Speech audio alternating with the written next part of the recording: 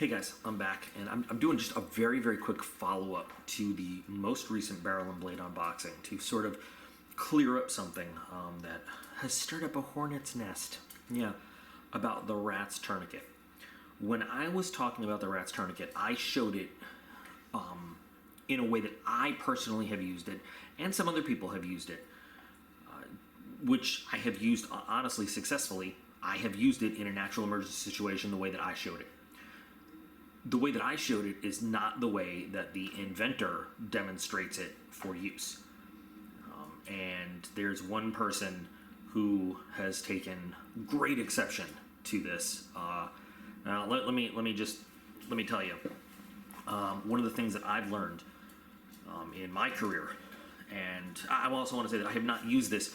This is not a military issue item for me. This is something that I've used, not as a combat medic. This is something I've used outside of the military. So there is always going to be the by-the-book way to do things everywhere you go. And sometimes the by-the-book way is the only way to do things. Trying to think of a good way to do it. Trying to think of a good example of that. And off the top of my head right now, I can't think of it. But there are, for example, when talking to airplanes, in the sky, calling them in on a target or directing them towards a target or something. When we're in training, we have safety rules. We have minimum separation of aircraft that we do and stuff. In combat, sometimes when lives are at stake, maybe we bend those rules around. Maybe we don't talk as officially on the radio. Maybe the nice, quick, snappy cadence and the pro words and stuff that I use in a perfect scenario don't exist, and I might find different ways that are not by the book but are my own ways to do it, but quickly convey the situation, get the pilot into the position he needs to be to put warheads on foreheads and make bad guys go away and bring good guys home safe to their families in a way that wouldn't be possible if I only used the exact by the book way to do it. And there's lots of different scenarios. So anyway, I'm just trying to find a corollary here. The way that I showed that I have used this tourniquet is not the exact way that is demonstrated by the inventor. I'm going to put a link to the video where the actual, the guy who invented it demonstrates how he has intended for it to be used. Well, I have not been a medical instructor for a really long time. So, I've said this before. When I show medical stuff and I tell you my medical stories, it's the reason I don't get really more in depth with this is how you do a thing in medicine is because I'm not a teacher of medical medicine anymore. That's not who I am.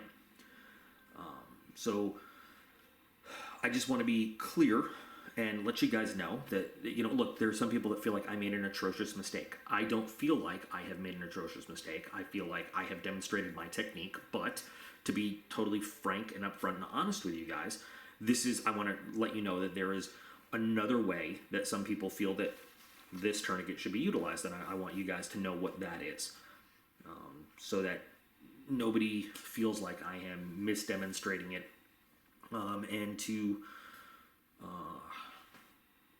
make sure that you guys know that I'm acknowledging that, always upfront with you guys. If you guys feel like I have made a mistake, this is why I showed it the way I did, because I have used it that way and it has worked for me and it has worked for other people. But let me show you what the officially sanctioned way to do it is so that you guys know. And you can see that link in the video description for what it is. I also want to encourage you guys, though, in the world, whatever it is, if you cannot think out of the box, if your brain is not capable of adapting to different situations and finding different ways, that is how people die in combat. And this is what I was arguing with the one guy. This is what I said. People with that mindset get folks killed.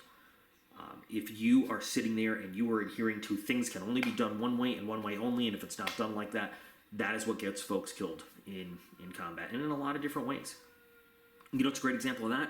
The dude who cut his own, arm off with like a Swiss Army knife, If he sat and waited to be rescued for someone to lift a boulder off of his arm, because that was the proper way to do it, he would have died. He said, nope, I'm going to find another way out of this situation and get myself out of there. There are so many times in things that I've been involved with where I can tell you there are always those folks who insist that the way they have been trained, or that what they just bit my tongue, the way that they visualize is the only way to get something done. And they will not listen to anybody who has a counter thought or can think outside the box. And I have seen on deployments, I have seen where these people will literally, they're responsible for the death of others because they don't have the imagination and the comprehension power to see what other people are trying to describe, to say, no, I know that this tool wasn't designed for this use, or I know that this is not the mission planning as we discussed it, or I know that the book says this, but if we adjust it this way, we can make this happen. And because they can't see it, people die. So, one of the greatest instructors I ever had was a Green Beret NCO by the name of Tom Crusay. And he teaches a survival, I don't know if he might be retired now, he teaches a survival school in his retirement in upstate New York in Phoenicia. And, so he's an awesome guy. And one of the things he taught us a long time ago was that field expedience and improvisation is using the wrong tool for the right job. And that's my advice for the day. So always think of that. So anyway, just wanted to clarify that for anybody else concerned or would like to know, or to make sure that I'm giving you guys all the possible information out there. If you buy a rat's tourniquet, it will come with instructions. Read the instructions, but